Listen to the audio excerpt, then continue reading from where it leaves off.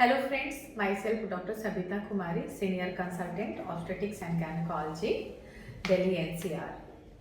आज का जो हमारा टॉपिक है वो बहुत ही कॉमन है और अक्सर महिलाओं को प्रेगनेंसी के दौरान होती है।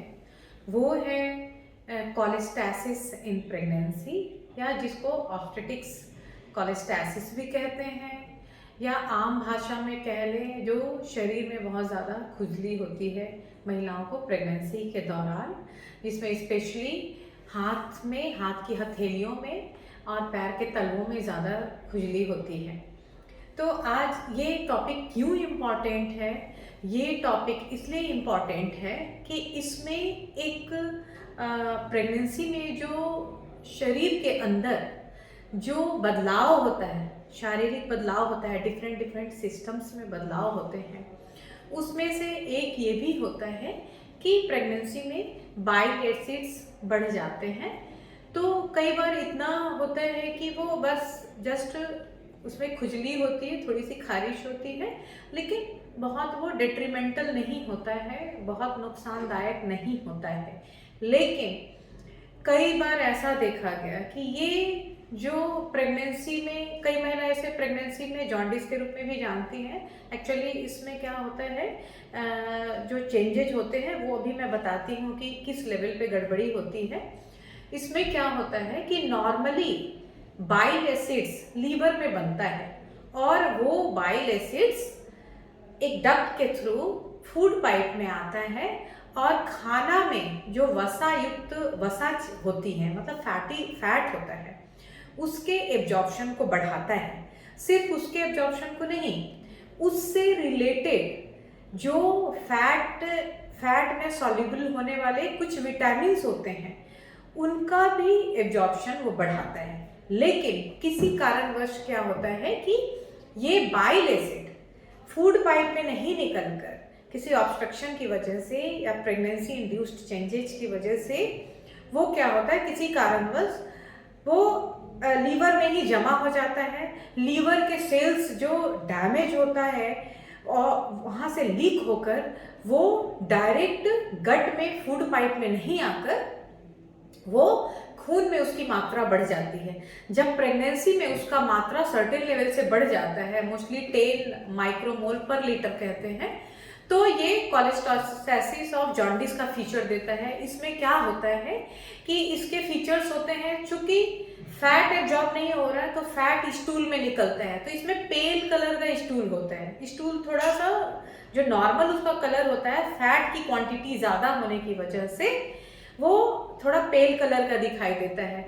और क्या होता है, इसमें बाइल एसिड्स बढ़ जाने की वजह से जॉन्डिस वाले फीचर मिलते हैं।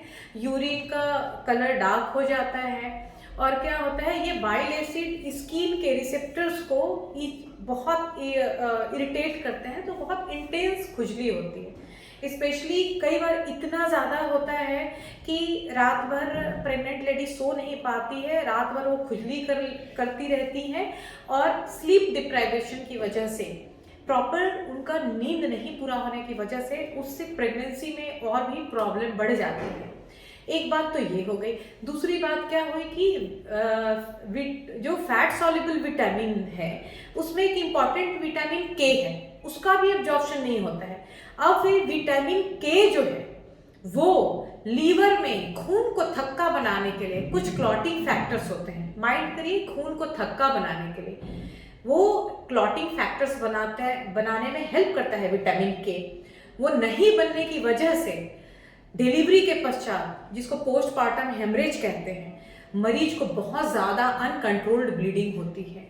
या बच्चों में क्या होता है कि बच्चों में भी बेबी में विटामिन के की कमी होने की वजह से बेबी में हेमोरेजिक डिसऑर्डर होते हैं। ब्रेन में हेमरेज हो जाता है, इंटेस्टाइन में एब्जॉर्प्शन हो जाता है।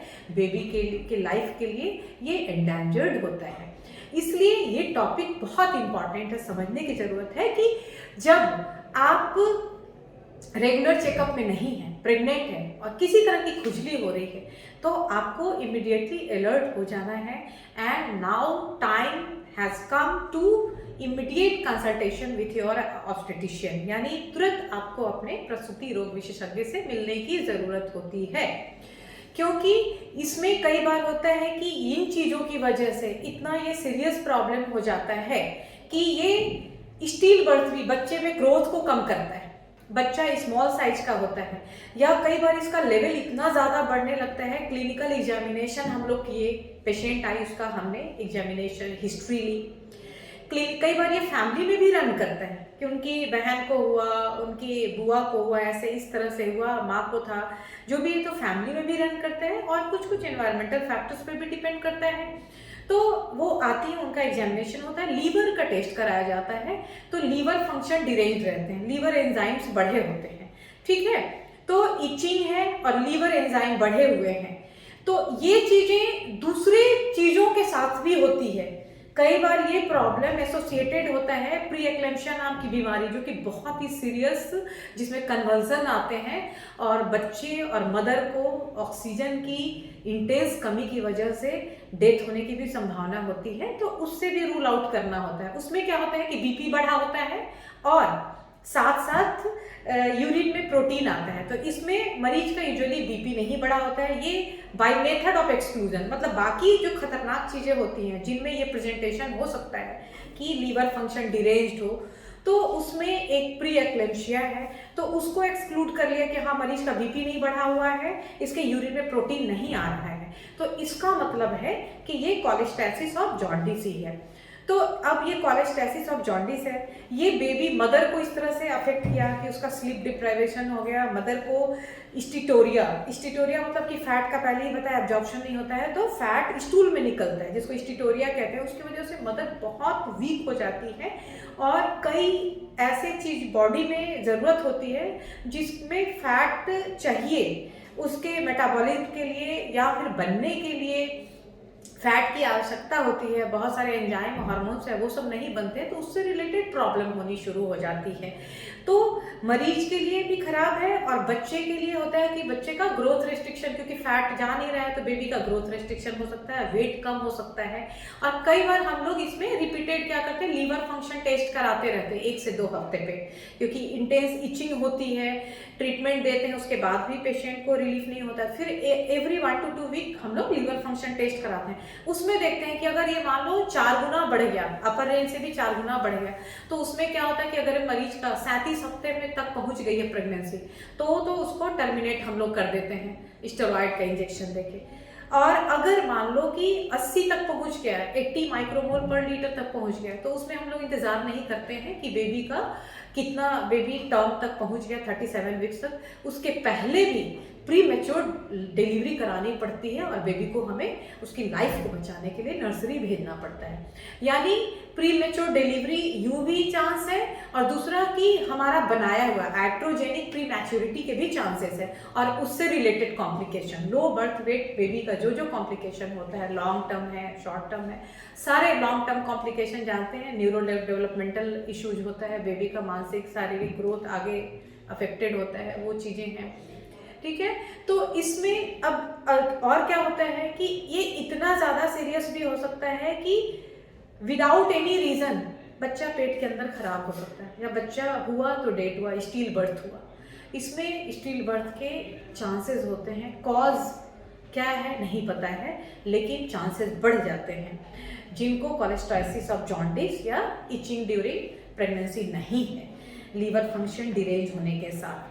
अब इसका क्या है, इसका ट्रीटमेंट कि साधारण एंटी हिस्टामिनिक हम लोग एक मेडिसिन होता है जो कि लोकली स्किन पे अप्लाई करते हैं, कि कई बार इचिंग से रिलीफ होता है, मदर्स होती हैं, ये लोकल जस्ट इचिंग को रिलीफ करता है। अंदर जो बायोकेमिकल जो लीवर में गड़बड़ी हुई है उसको ये ठीक नहीं करता है।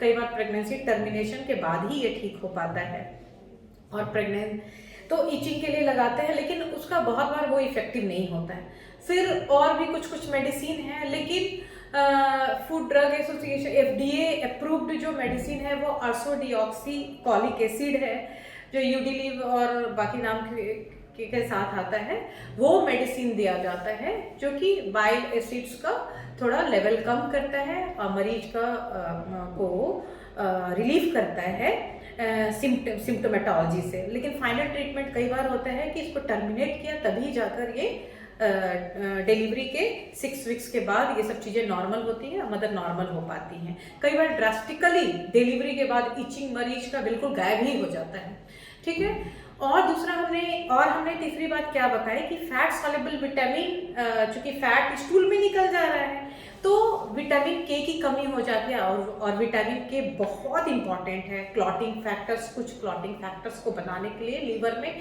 वो क्लॉटिंग फैक्टर्स नहीं बनता है। तो डिलीवरी के पश्चात पोस्टपार्टम हेमरेज, मरीज को इतना सीरियस हेमरेज होता है कि कई बार कंट्रोल नहीं होता है और हेमोरेजिक शॉक की वजह से न्यू मॉम की डेथ भी हो जाती है। और क्या होता है, विटामिन के की कमी की वजह से बच्चे में हेमोरेजिक डिसऑर्डर होता है। अगेन वो बच्चे के लाइफ के लिए होने के बाद भी उसके हेमरेज की वजह से बच्चे के डेथ की संभावना होती है। तो इसमें क्या करते हैं, 36 वीक्स के बाद मदर को विटामिन के का ओरल टैबलेट दिया जाता है, 10 mg का टैबलेट आता है, वो टैबलेट दिया जाता है उनको डेली। और बेबी के तुरंत होने के बाद विटामिन के का इंजेक्शन लगता है, जो कि बहुत ही ज़रूरी है। इवन मरीज को भी जब पेशेंट कन्फाइनमेंट में यानी डिलीवरी का जब ट्रायल चल रहा है तो भी उसको विटामिन के का इंजेक्शन लगाना ज़रूरी होता है। तो आज हमने ये जान लिया कि जस्ट इचिंग हो रही है तो उसको इग्नोर नहीं करना है कि जस्ट ये मौसम की वजह से खुश्की हो रही है, कुछ ऐसे हो रहा है, उसको आपको इग्नोर नहीं करना है। प्रेगनेंसी के टाइम में इमिडिएटली आपको डॉक्टर से मिलना है, क्योंकि ये माइल्ड होने के साथ साथ कई बार मदर और बच्चे दोनों के लिए बहुत सीरियस हो सकता है। इवन उनके लाइफ के लिए बहुत ही डेट्रीमेंटल हो सकता है। तो आपको इमिडिएटली कंसल्ट करने की ज़रूरत है। और जब डिलीवरी हो जाती है तो 6 वीक के बाद हम देखते हैं फिर से लीवर फंक्शन टेस्ट करा के, तो लीवर फंक्शन टेस्ट बिल्कुल नॉर्मल होता है। इसका मतलब रिट्रोस्पेक्टिव जाकर हम सोचते हैं कि ये कोलेस्टेसिस ऑफ जॉन्डिस है। आज की इसी जानकारी के साथ धन्यवाद।